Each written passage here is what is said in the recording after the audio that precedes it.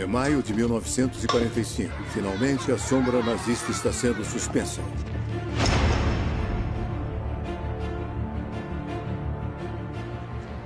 A guerra devastou o continente. Agora todos querem voltar para suas vidas.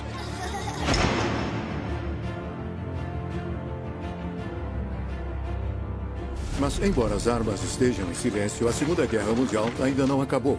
O Terceiro Reich pode ter se rendido, mas a violência não parece ter fim. Ainda por um longo tempo, a Europa continuará encharcada de sangue.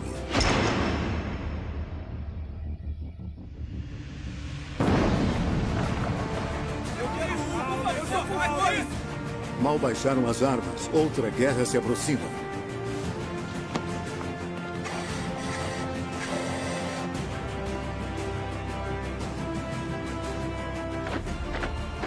Uma cortina de ferro desceu cobrindo o continente.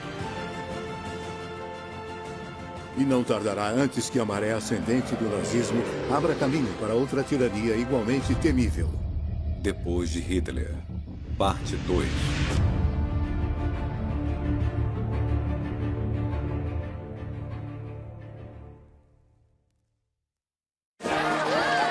Depois de toda a alegria de 8 de maio de 1945, a Europa ainda está imersa na violência. As purgações estão custando a vida de milhares de vítimas. Os aliados ainda enfrentam enormes desafios. Mais de 40 milhões de pessoas se tornaram refugiados durante os conflitos e agora querem ir para casa. A Alemanha agora está ocupada e dividida em 4 zonas. E as pessoas ainda têm fome. Como pode um continente inteiro devastado ser reconstruído? Nas cidades, a operação de limpeza levará meses. Porém, em 1946, tudo começa a acelerar. As construções de tortura e os velhos bunkers são todos destruídos.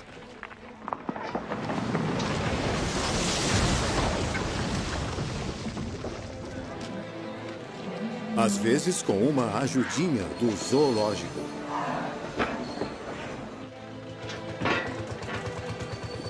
E serpenteando pelas ruínas, pequenas ferrovias para retirar todas as toneladas de entulho.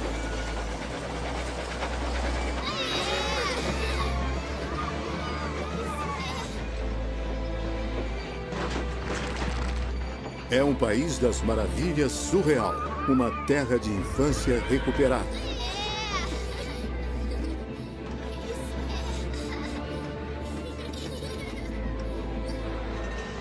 E em Varsóvia, os bondes estão circulando novamente. Eles atraem uma multidão que os aplaude e muitos são levados às lágrimas.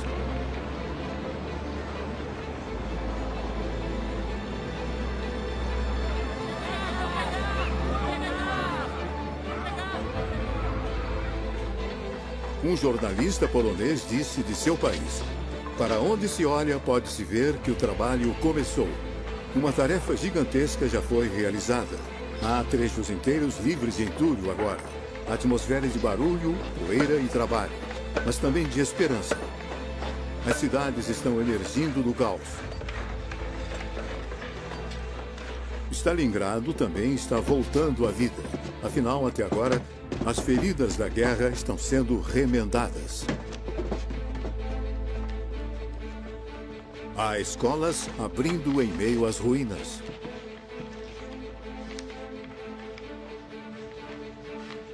Em Berlim, as mulheres é que estão voltando para a escola. Já que a mão de obra é escassa, elas estão aprendendo a arte da alvenaria.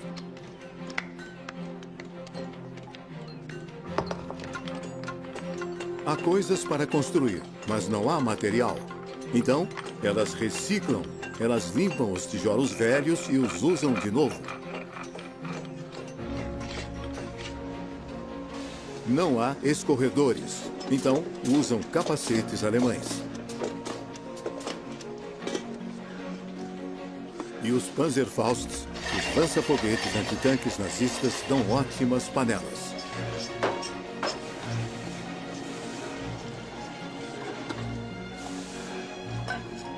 conseguem mais milhagem desses pneus velhos na forma de solas novas para os sapatos.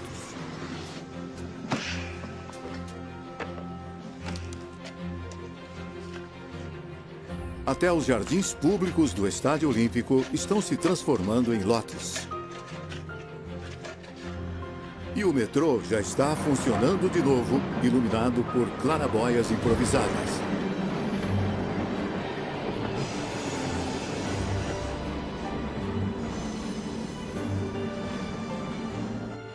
À medida que os meses passam, as pessoas se acostumam com o mundo pós-guerra. Pode passar. Berlim está aprendendo a viver com suas ruínas. Como disse uma berlinense, só de saber que sobrevivemos é o que nos dá força para começar de novo do zero.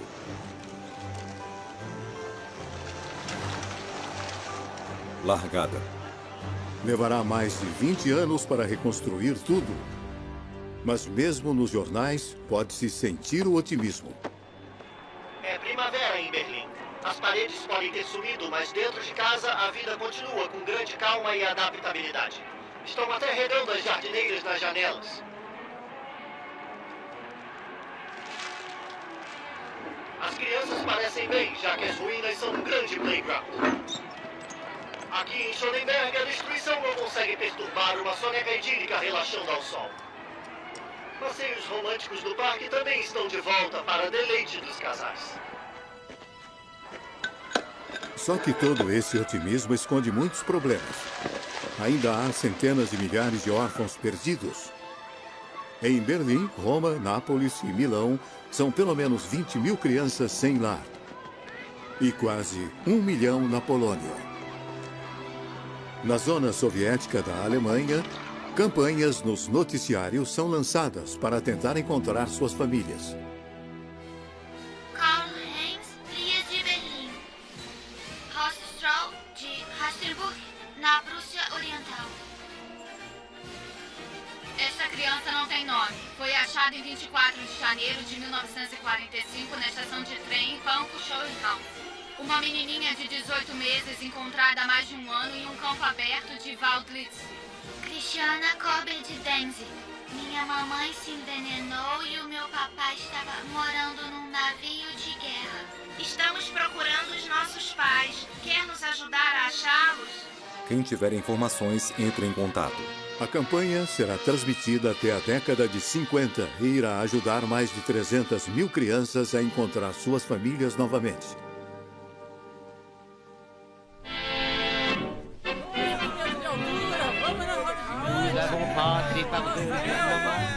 Nous avons encore des embêtements. Et dans le pays, bien des gens vous diront, ça ne tourne pas rond. Com o continente saindo lentamente das sombras, as pessoas estão ávidas para construir um novo mundo para aproveitar a vida ao máximo.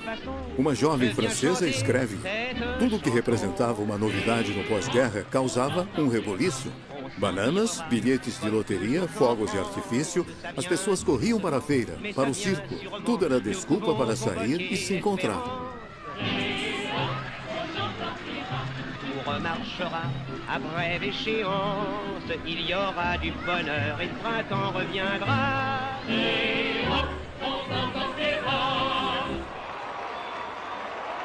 É uma época de reformas. A Itália abole a sua monarquia, que logo será substituída por uma república. A França introduz um novo regime, a Quarta República. Na França e na Bélgica, as mulheres finalmente podem votar. E tanto na França quanto na Grã-Bretanha, os bancos, o transporte público e os fornecedores de energia são todos nacionalizados. O objetivo é transformar a economia, ter certeza de que está funcionando para o interesse de todos, da nação e da prosperidade geral.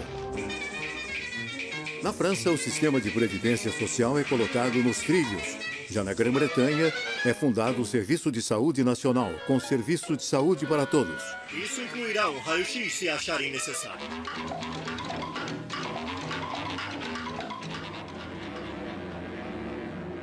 Tal foi a destruição que os arquitetos agora querem repensar cidades inteiras. Na Grã-Bretanha, para aliviar a tensão nas grandes cidades, uma lei de 1946 decreta a construção de novas cidades com novo planejamento. A França segue o exemplo. Perto de Marseille, Le Corbusier ergue a sua cidade radiante. Enquanto isso, Le Havre, esquecida pela guerra, está voltando à vida.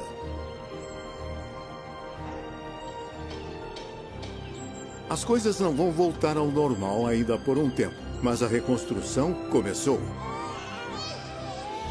Outro sinal de esperança para o futuro é o aumento acentuado da natalidade. Os dias à frente agora parecem mais promissores, menos tristes.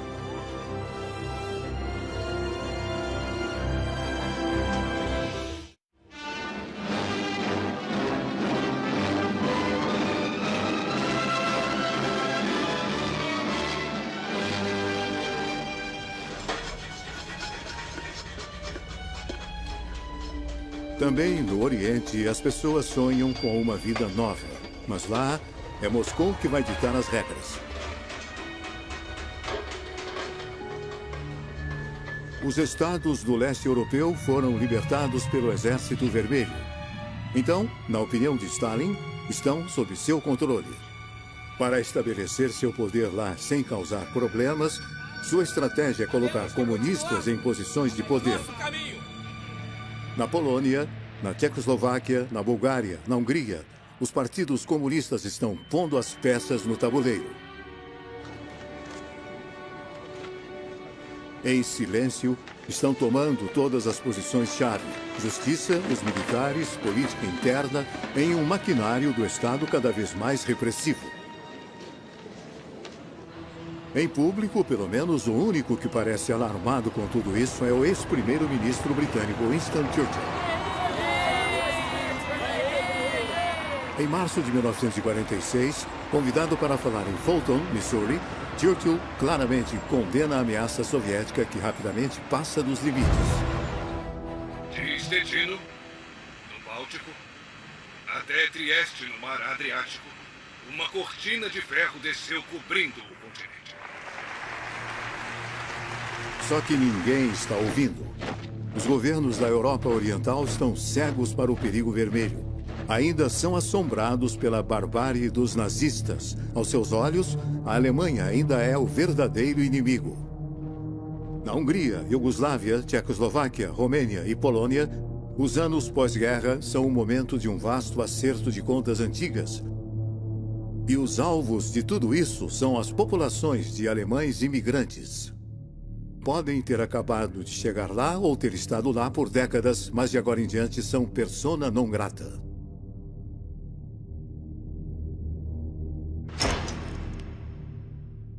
Na Tchecoslováquia, em uma praga libertada, toda a população que fala alemão recebe ordem de usar suásticas ou faixas brancas nos braços.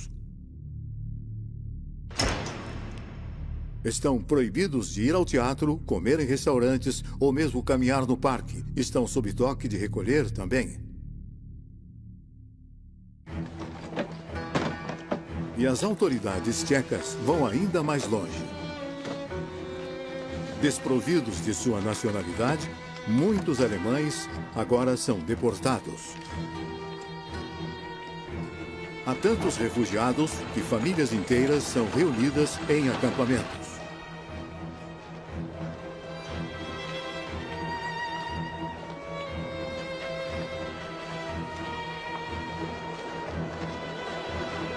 Mas o êxodo não é sempre pacífico como estas imagens podem sugerir. As autoridades tchecas acusam os alemães de todos os tipos de maldade. Quando em Usti, na Sudetenland, um depósito de munição explode, todos os dedos apontam imediatamente para os alemães. Uma caçada humana rapidamente começa. Mais de 100 pessoas perderam a vida. O linchamento de alemães se torna um evento comum. Não muito longe de Praga, um cineasta amador filma com sua câmera de 8 mm. ele vê civis sendo forçados a ir para a lateral da estrada.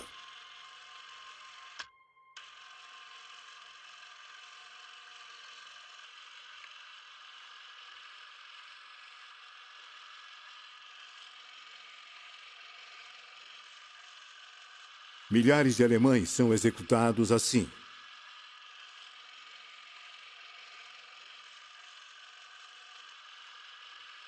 Um estudante tcheco admite: ficamos de boca fechada como a Alemanha toda ficou.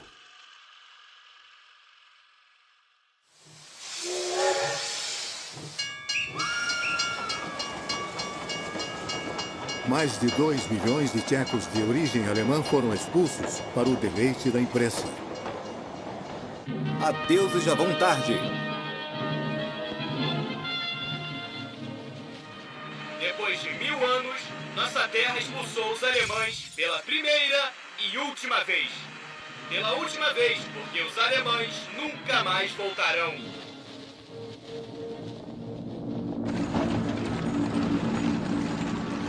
Os poloneses também estão se vingando dos seus antigos opressores.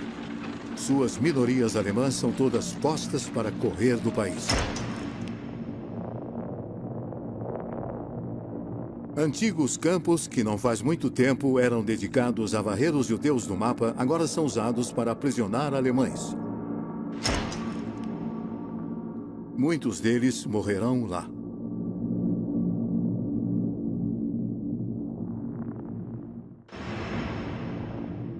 Essa expulsão dos alemães também é obra dos soviéticos. São muito gananciosos na vitória e se servem de um pedaço da Polônia. Para remediar isso, a Polônia pega parte da Alemanha e expande uns bons 200 quilômetros para o oeste. O mapa da Europa está sendo redesenhado.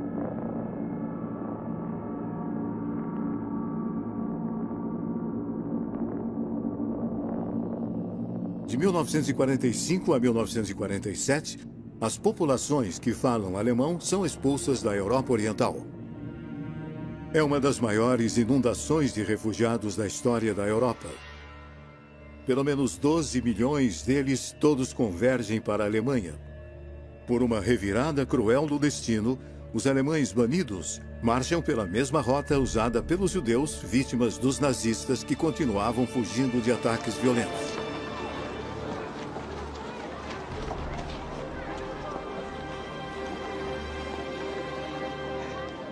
Como um coronel britânico diz, tendemos a considerar a Alemanha ocupada como uma lixeira para papel, com uma capacidade ilimitada para o lixo indesejado do mundo.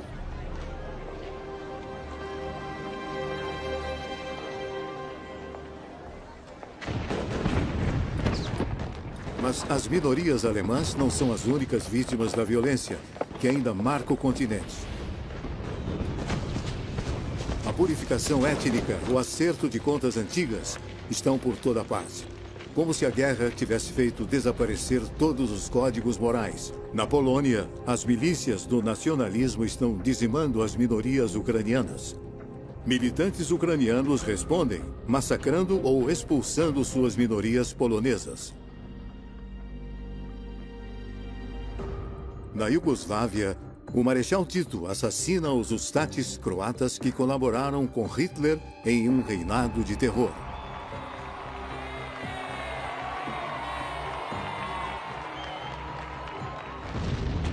Na Grécia, uma guerra civil coloca os comunistas contra os monarquistas, um fratricídio que resulta em mais de 50 mil mortes. A Europa pós-guerra como um todo parece incapaz de dar um único passo em união para um futuro melhor, e a Europa Oriental ainda está banhada em sangue.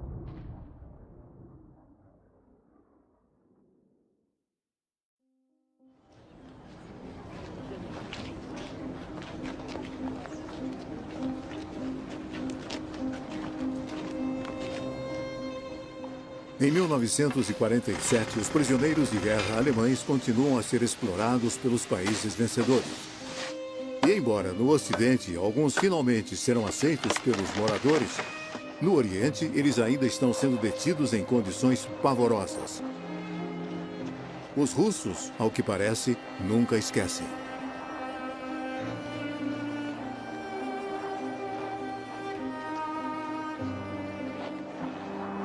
O clima extremo e a escassez de comida conspiram para dar um fim a qualquer um que sobreviveu à crueldade de seus carcereiros. Um terço deles, cerca de 1 milhão, desaparecem nos desertos desolados dos campos de trabalhos forçados. Os judeus que sobrevivem começam uma vida nova.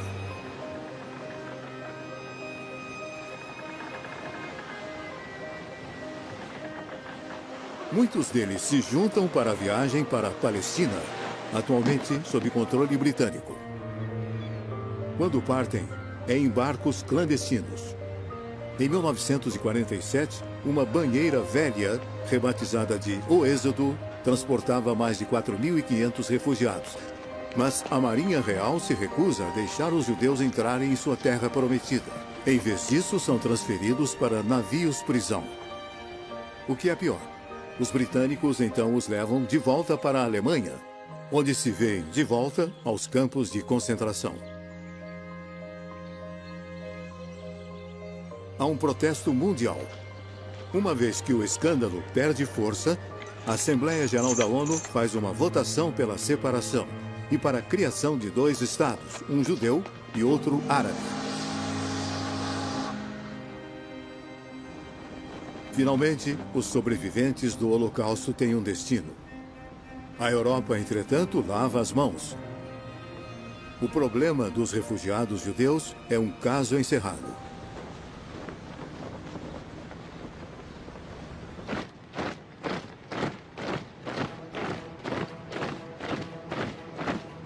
Para os Estados Unidos, junto com seus aliados franceses e britânicos, a Alemanha tem representado o maior perigo. Mas com a estalinização desenfreada da Europa Oriental, as coisas mudaram. Em março de 1947, um ano após o discurso da Cortina de Ferro de Churchill, Harry Truman faz um discurso para o Congresso que mudará a face da Europa pós-guerra. A expansão militar soviética tem que ser contida, ajudando aqueles que resistem ao seu aperto. Acredito que tem que ser a política dos Estados Unidos. Apoiar os povos livres que resistem à tentativa de subjugação pelas minorias armadas ou pelas pressões externas. A própria existência do Estado grego é hoje ameaçada pelas atividades terroristas de milhares de homens armados, liderados pelos comunistas. Temos que agir imediatamente e com bastante rapidez. Para evitar que a guerra civil na Grécia divida o país nas mãos dos comunistas, Washington concede ajuda militar a Atenas, junto com uma injeção de vários milhões de dólares. Mas Truman tem outra questão. O perigo principal, ele avisa, não está na ameaça militar soviética, uma vez que os russos não têm a bomba. Não, ela vem da pobreza.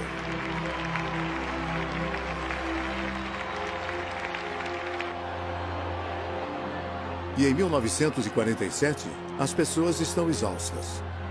A economia ainda não está de pé. Na Itália, na França, milhões ainda estão precariamente abrigados e o pão ainda é racionado. Pão para os idosos, nossos 60%.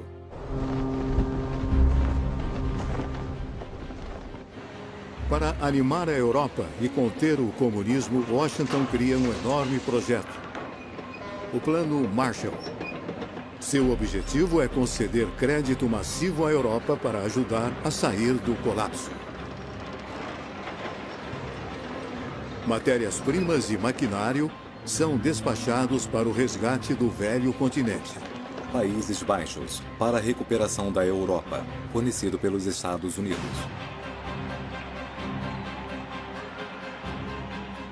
Stalin está bem ciente de que esse plano Marshall poderia enfraquecer seu controle sobre a Europa Oriental. Ele proíbe que os países nas suas garras aceitem a oferta de Washington.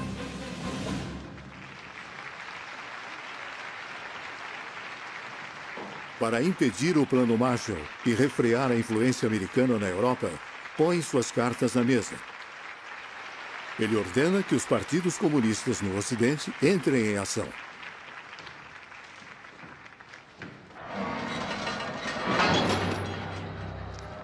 As massas estão esgotadas e não precisam de muito convencimento para baixar as ferramentas. E com as palavras de Stalin em seus ouvidos, eles agora aceleram o passo. Tanto na França quanto na Itália, os comunistas ficam atrás das greves que rapidamente se proliferam. Parece o início de uma guerra civil. O governo francês teme um golpe, e não sem motivo. Todo o caos e ruptura estão começando a se inflamar. Perto de Arras, o trem postal Paris-Tourcoing foi descarrilhado por criminosos desconhecidos e desparafusaram 25 metros de trilhos, 24 mortos, mais de 40 feridos. Um preço alto para um ataque atroz que deveria fazer todos os franceses decentes recuar com o horror.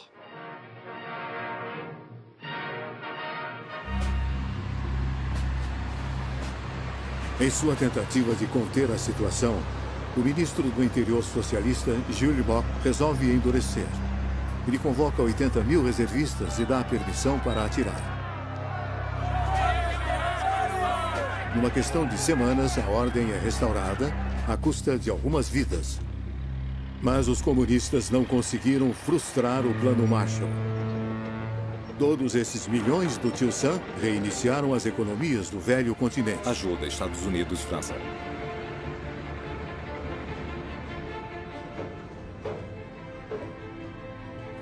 Os fazendeiros veem suas colheitas voltarem aos níveis do pré-guerra e logo até mesmo os superando. Os americanos apostam na restauração da economia alemã. Uma Alemanha forte será menos custosa de se manter. Será uma defesa contra o comunismo. A prosperidade voltou. O Plano Marshall é um presente dos céus e salva o continente do desastre. Ao mesmo tempo, o deixa aberto para os negócios americanos.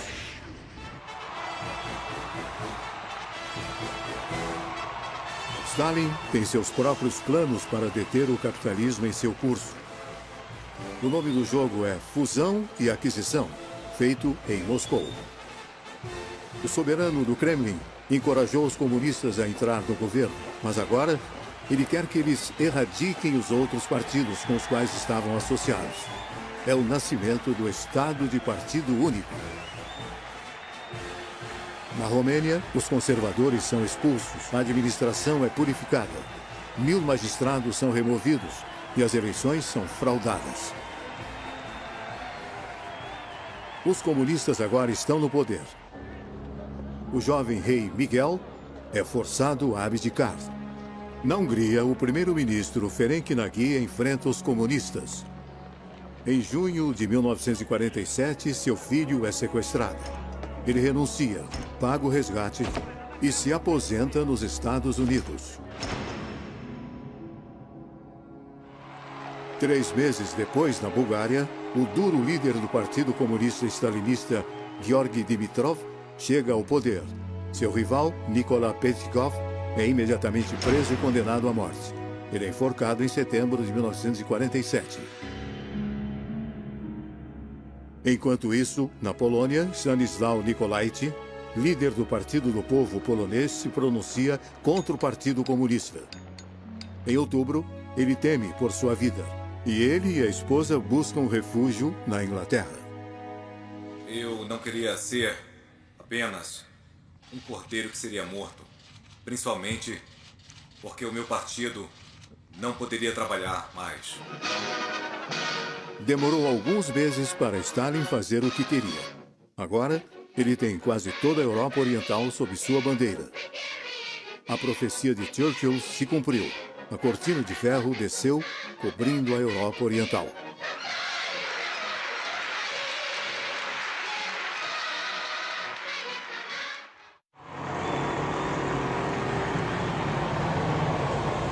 Mas um país não cedeu, a Tchecoslováquia. O presidente Edivar Benesch sempre tentou manter relações cordiais com a União Soviética.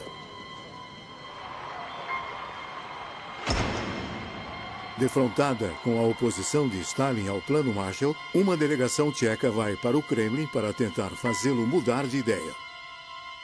Mas em vão. Na volta, o ministro do Estrangeiro, Ian Masaryk, diz: "Eu saí para Moscou como ministro de um Estado soberano. Estou voltando como um boneco do Stalin."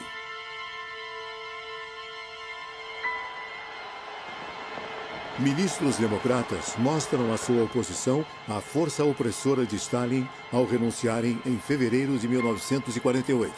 Os comunistas não demoram a reagir. Eles agitam a população e dão armas às milícias dos trabalhadores. 200.000 pessoas vão às ruas. Uma greve geral é convocada. Para evitar uma guerra civil, o presidente Benesch não tem escolha, além de aceitar a formação de um governo de maioria comunista liderado por Klement Gottwald, secretário-geral do Partido Comunista Tcheco. É um golpe de Estado. Hoje nós não somos mais órfãos. Somos membros de uma grande família eslávica. E a União Soviética é a cabeça. Uma força nunca vista neste mundo e que ninguém irá derrotar.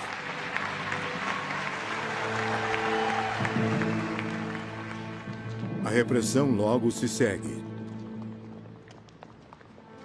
Em março de 1948, Ian Masaryk, um dos pouquíssimos democratas que ficaram no poder, é encontrado morto sob as janelas de seu ministério.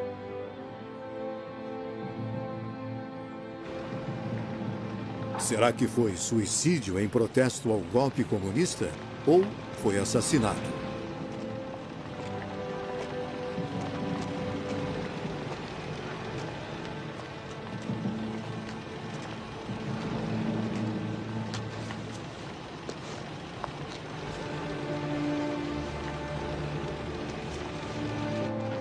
A própria democracia foi assassinada.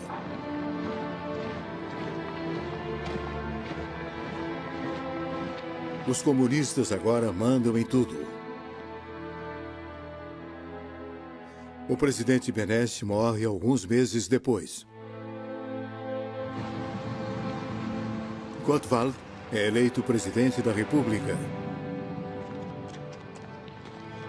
A Tchecoslováquia também desaparece atrás da cortina de ferro.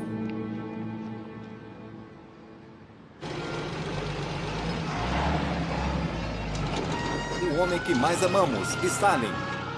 Por todo o mundo, esses sequestros violentos do poder deixaram as pessoas preocupadas. O Partido Comunista Francês e o seu líder Maurice Thorez não compartilham nem um pouco disso. Longa vida Stalin, o homem da paz. Com todo o nosso coração, proclamamos nosso amor ardente por Stalin e lhe asseguramos nossa confiança resoluta. Vida longa ao nosso querido e grande Stalin! E viva o comunismo!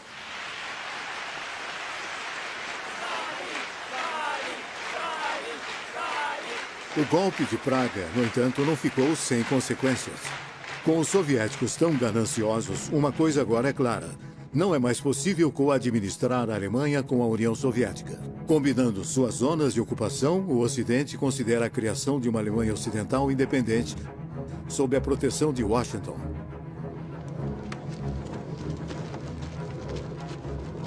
Em 1948, ela tira a antiga moeda de circulação e instala o marco alemão. Os soviéticos se recusam a reconhecer a nova moeda e imediatamente contra-atacam.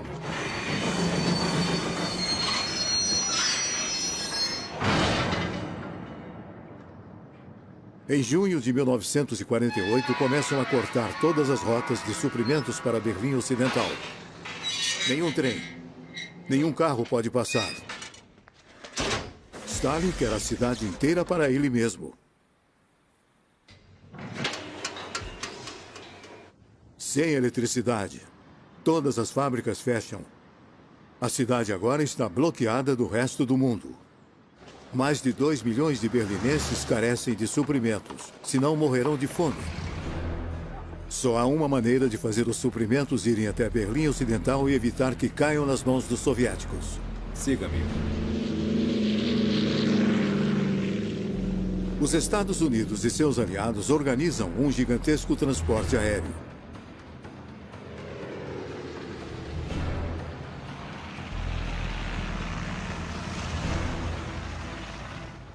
Centenas de aviões lançam alimentos, equipamentos e matéria-prima: trigo, carvão, gasolina, remédios. Milhares de toneladas por dia passam bem debaixo dos narizes dos soviéticos. Pela primeira vez, o Ocidente está abertamente confrontando o Oriente.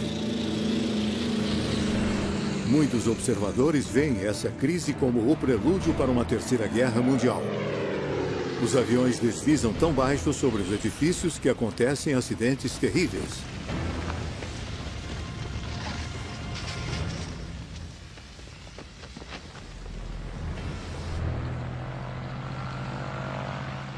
O Ocidente não vai deixar Berlim para os comunistas.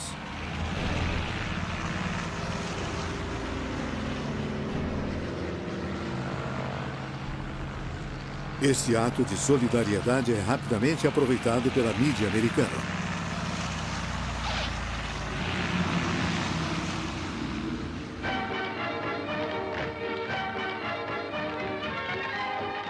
Toda Hollywood vai direto para Berlim. Bob Hope faz palhaçadas. O famoso compositor Irving Berlin vem dar seu apoio aos pilotos do mundo livre. Operation Vittles, we'll soon be on our way with coal and wheat and hay, and everything's okay. Operation Vittles, as in the sky we go, we won't forget to blow a kiss to Uncle Joe. Há apenas 3 anos, bombardeiros aliados estavam acabando com Berlim. Hoje estão alimentando-a. As pessoas se alinham nas pistas e berram para os pilotos: não nos abandonem. Se perdemos nossa liberdade, nunca mais a recuperaremos.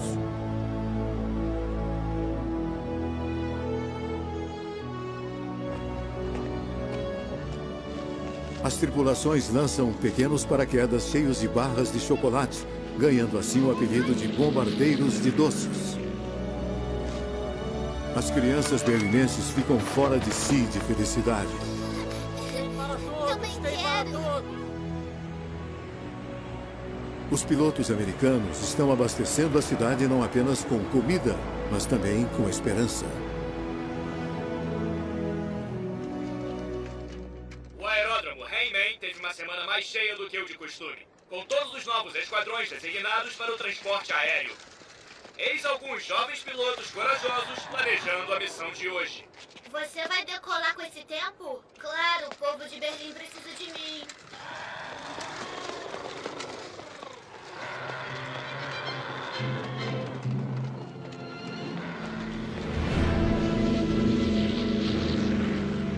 O bloqueio se arrasta por 11 longos meses. Durante esse tempo, 278 mil voos aliados abastecem a cidade com o necessário para sobreviver.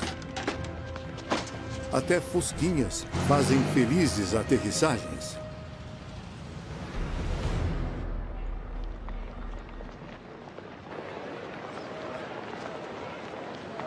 Nos céus, a batalha continua, mas as coisas estão esquentando em terra também. Em 6 de setembro de 1948, os comunistas tentam tomar todos os prédios oficiais. 3 dias depois, um protesto em massa de 300 mil pessoas se reúne em frente ao Estádio Olímpico. O prefeito Ernest Reuter diz em voz alta o que todos os berlinenses pensam em seu coração. Povo do mundo! Povo da América! Da Grã-Bretanha, da França, da Itália! Olhem para essa cidade agora e admitam que não podem abandoná-la, e nem o seu povo podem abandoná-los. Vocês não podem abandoná-los. Vocês têm que cumprir seu dever de cidadania mundial.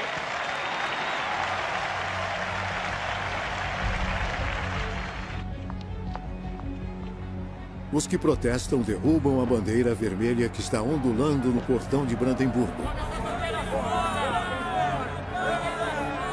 Confrontos violentos irrompem com a polícia da Alemanha Oriental. Mas os berlinenses ocidentais permanecem firmes. Sua cidade se torna um bastião de liberdade do lado direito da cortina. Os alemães não são mais vistos como os antigos nazistas, mas como vítimas em potencial do totalitarismo stalinista. A ordem de não confraternizar de 1948 há muito se foi. A Alemanha se tornou um dos aliados. Os ocupantes do passado são os libertadores de hoje. Que ótimo. Gostei muito disso. Muito obrigado. O transporte aéreo selou a amizade entre os vencedores e os derrotados. Stalin cometeu um grande erro.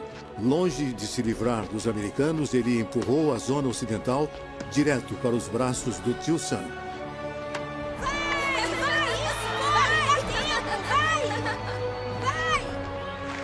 O bloqueio leva o Ocidente a entrar em uma aliança defensiva. Desta vez não contra a Alemanha, mas contra a União Soviética. Em 4 de abril de 1949, 12 países se tornam Estados-membros da OTAN. Uma parte da Europa Ocidental se coloca sob a proteção dos Estados Unidos.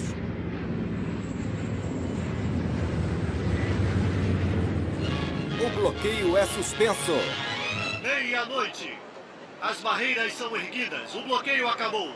O trânsito agora recomeça nesta rua fechada por 10 meses. Stalin suspende o bloqueio em 12 de maio de 1949. Tanto pessoas como bens agora têm passagem livre entrando e saindo da cidade. Nas ruas, todos estão vibrando. Ainda estamos vivos, gritam eles. É uma vitória para o bloco ocidental e um grande alívio para o povo de Berlim. Alguns dias depois, uma Alemanha Ocidental democrática nasce no território das 3 zonas ocidentais, a República Federal da Alemanha.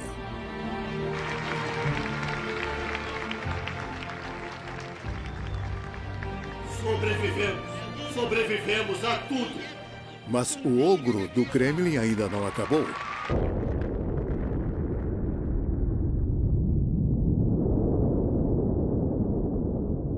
Em setembro de 1949, o primeiro teste nuclear soviético acontece.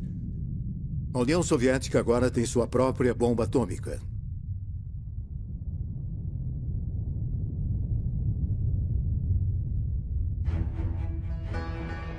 Um mês depois, em outubro, nasce a RDA, a República Democrática da Alemanha.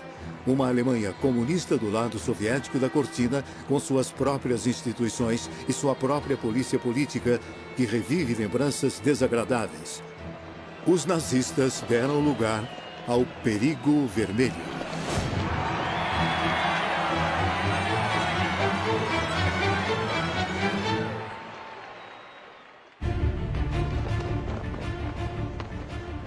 Em 1945, um continente emergiu de uma guerra cheio de esperança. 4 anos depois, uma nova era está começando, na qual a paz e prosperidade têm que conviver com o medo de um apocalipse nuclear. É 1949, o ano em que o mundo é dividido em 2. E a trégua dos anos pós-guerra terá durado pouco tempo.